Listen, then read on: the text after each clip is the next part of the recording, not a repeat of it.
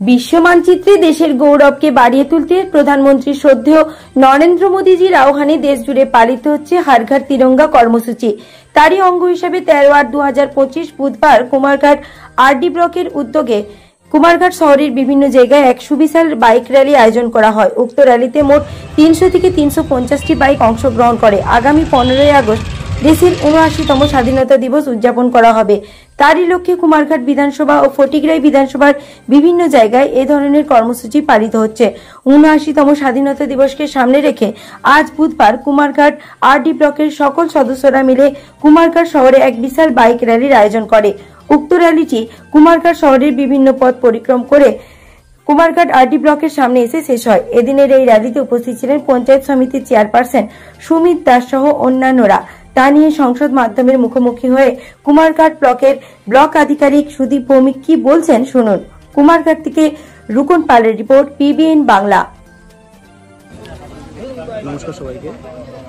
৭৯তম স্বাধীনতা দিবসকে সামনে রেখে আমাদের কুমারঘাট আরডি ব্লকের পক্ষ থেকে আজকে একটি তিরঙ্গা র্যালির আয়োজন করা হয়েছে। আমাদের ব্লকের সমস্ত panchayat secretary, RPM, panchayat executive officer, GRS এবং সমস্ত স্টাফ মিলে আমরা এই র্যালির আয়োজন করা হয়েছে। সঙ্গে আমাদের পঞ্চায়েত সমিতির সম্মানিত চেয়ারপারসন মহোদয়া এবং ভাইস চেয়ারম্যান, বিএসসি চেয়ারম্যান সবাই থাকবেন।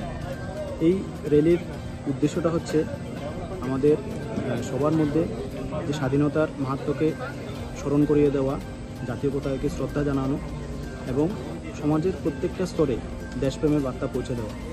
আমরা জানি যে স্বাধীনতা রক্ষা করার দায়িত্ব যেমন নিরাপত্তা বাহিনী তেমনি প্রত্যেকটা নাগরিকের।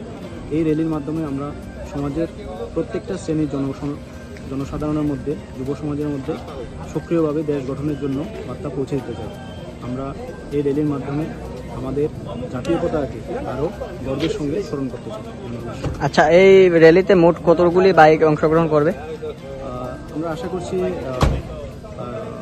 200-র কাছাকাছি বাইক অংশগ্রহণ করবে। আচ্ছা, আপনার পরিচয়টা স্যার? আমি doctor Sudip Bhowmik, block development officer. ধন্যবাদ।